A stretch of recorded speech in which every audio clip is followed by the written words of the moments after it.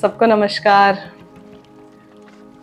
अभी हम जो है कुंडलिनी पे पहले बात किया है, आज बात करने वाले हैं कि हमारे ये जो कुंडलिनी चक्र जो है या ये ऊर्जा जागृत होती है, तो हमारे जो विभिन्न चक्र हैं उन चक्रों के मीनिंग क्या है उनके नाम का, और उस पर हम किस तरीके से और मेडिटेशन कर सकते हैं। पहले तो मैंने बता दिया है इन पर मेडिटेशन करने के लिए, तो एक और प्रयास करते हैं दूसरे तरीके से मेडिटेशन करने का और उनके शाब्दिक अर्थों को जानने का।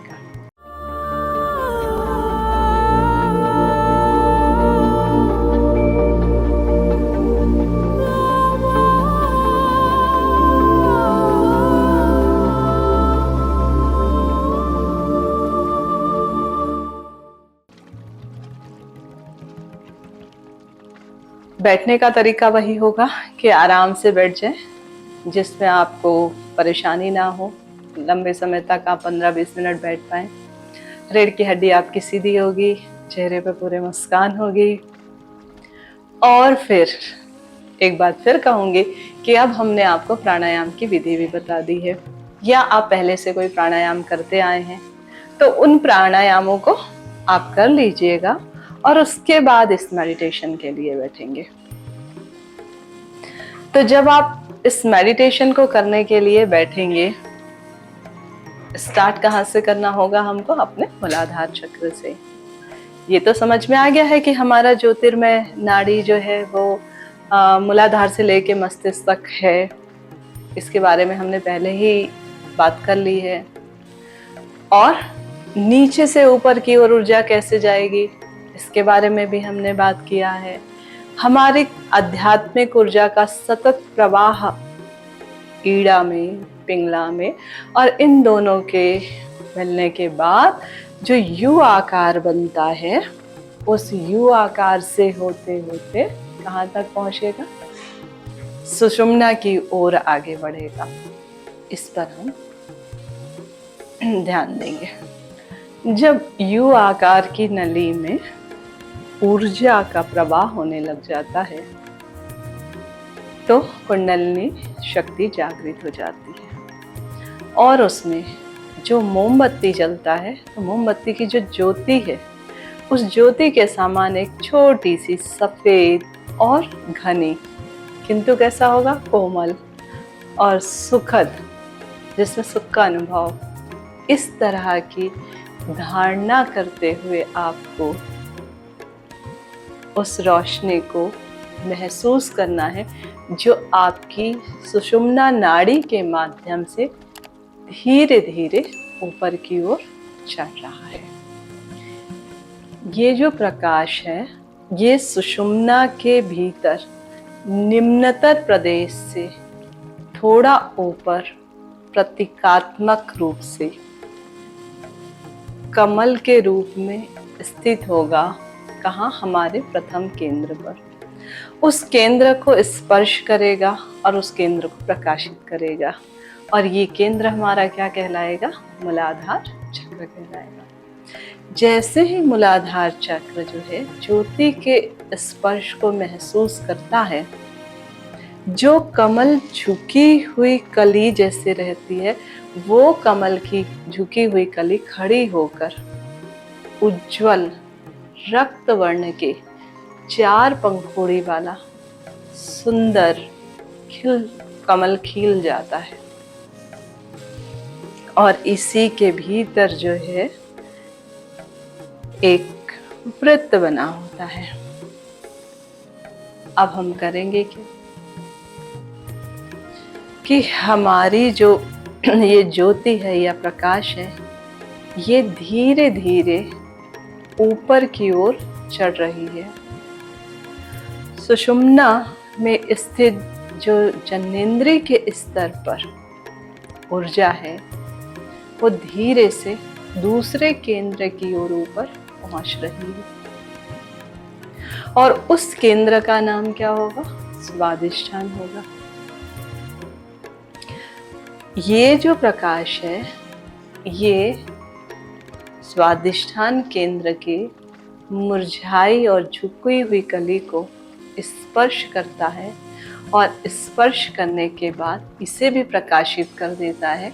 और जैसे ही प्रकाशित होती है वो कली ऊपर की ओर वृत्त युक्त 6 पंखुड़ियों वाले सिंदूरी रंग के कमल के रूप में खिल जाती है। अब इस कमल को छोड़कर हमारी जो कुंडलनी ज्योति है या प्रकाश है वो ऊपर जाती है, नाभि के स्तर पर अगले केंद्र पर पहुंच जाती है, जिसे हम मणिपुर कहते हैं। वहां पर वो अरुण वर्ण के कमल 10 पंखुड़ियों वाला और उसी रंग के वृत्त के साथ में जो मुरझाया हुआ कली है वो कली नाल पर सीधा खिला हुआ खिलकर स्वस्थ और सुंदर प्रकाश युक्त हो जाता है। कुंडलनी की ज्योति और ऊपर बढ़ती है और नाभि से हृदय तक पहुंच जाती है और यहाँ पर अगली कमल कली को स्पर्श करता है, उसे प्रकाशित करता है और उसे सुंदर बना देता है। और यहाँ पर अनाहत चक्र में जो है 12 दल मतलब 12 पंखुड़ियों वाले नीले रंग के कमल को खिला देता है। जब ये नीले रंग का कमल खिल जाता है तो जो योगी के व्यक्तित्व है, योग साधना में लगे हुए व्यक्तियों का व्यक्तित्व जो है अद्भुत आध्यात्मिक सद्गुणों का विकास करने लग जाता है। और यही ज्योति फिर ऊपर बढ़ती है और ऊपर बढ़ने पर वह गर्दन के स्तर पर पहुंच जाती है और वहां पर स्थित है हमारा विशुद्ध चक्र। यहाँ पर पहुंचता है और यहाँ पर जो झुका हुआ कमल की कली नीचे की ओर है उससे फिर स्पर्श करता है और स्पर्श करके उसे प्रकाशित करता है और धीरे से वो कली ऊपर की ओर खड़ी हो जाती है और खिल करके प्रकाशित हो जाती है। जब यह कली खिलती है तो यहाँ पर 16 पंखुड़ियों का कमल खिल जाता है जो कि पूरे रंग का होता है। यह चेतना के स्तर पर उद्घाटित होता है और योग साधना करने वाले व्यक्तियों में अद्भुत आध्यात्मिक गुणों को प्रकट करता है।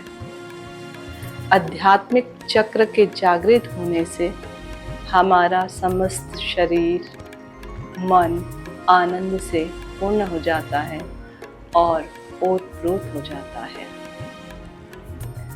यही प्रकाश गर्दन से और आगे बढ़ती है और भूमध्य के पास पहुंच जाता है। भूमध्य में ये दिव्य ज्योति जब स्पर्श करता है तो हमारा आज्ञा चक्र जाग उठता है। आज्ञा चक्र की मुरझाई हुई कली उठकर खड़ी हो जाती है और वह अद्भुत प्रकाश बिखेरती हुई खिल जाती है। इस केंद्र में सुंदर द्विदल कमल सफेद रंग का दिखाई देने लगता है। ये कमल उज्जवल प्रकाश सिर को चारों ओर सुंदर आभा के प्रकाश मंडल का रूप प्रदान कर देती है। चेतना के इस स्तर में योगियों को ब्रह्मांड के गूढ़ रहस्यों का ज्ञान हो जाता है। उन्हें दिव्य ज्ञान के फलस्वरूप परम आनंद की प्राप्ति होती है और वह सत्य के सम्मुख हो जाता है। ऐसा कुछ भी उसके लिए नहीं रह पाता है जिसे उसे ज्ञान ना हो। उसकी समग्र सत्ता ज्ञान लोक से उद्भासित हो उठती है। वह मानो पूर्ण ज्ञान का रस का रक्त मांस युक्त देहधारी दिव्य अभिव्यक्त रूप बन जाता है। ज्ञान स्वरूप परमात्मा के साथ एकत्व की अनुभूति उसे अद्भुत आनंद प्रदान करती है, लेकिन फिर भी थोड़ा अंतर बना रहता है। योगी का दृष्टा दृश्य का भाव बना रहता है। योगी सत्य को जानता है तथापि उससे पृथक होता है। सत्य की अनुभूति का विषय और उसको ज्ञात होता है।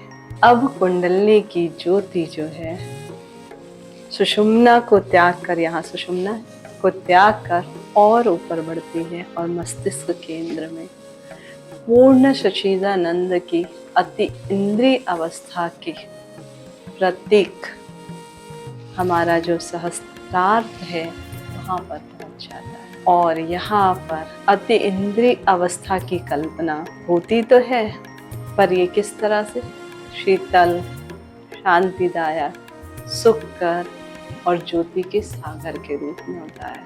ध्यान की अवस्था में पहुंचने के बाद हमें सोचना है कि हम अहम, अहंकार, व्यक्तित्व इन सीमाओं का अतिक्रमण कर दें और शरीर, मन, शत्रु मित्र रहित हो जाएं।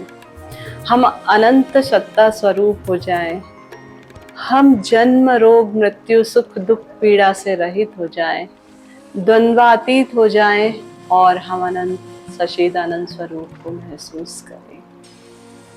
ध्यान में बैठने के बाद हम संकल्प करें, मैं ना तो देह हूँ ना मैं मन हूँ, मैं वही अनंत सर्वव्यापी सत्ता हूँ। मेरा न कोई मित्र है, न शत्रु है, न सुख है न दुख है।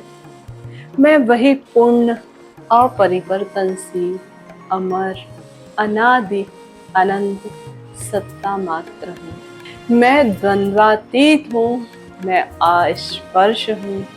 मेरे अतिरिक्त अन्य किसी की सत्ता नहीं है।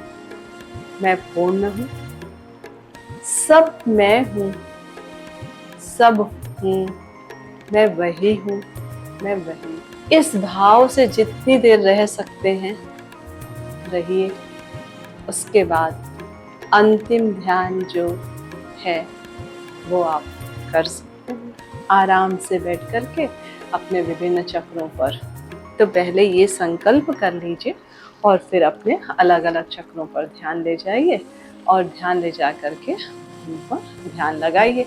वैसे हमने पहले सारे चक्रों पे ध्यान करा दिया, उनको आप कर सकते हैं या एक बार फिर ऐसे में हम रिपीट कर देते हैं, है ना।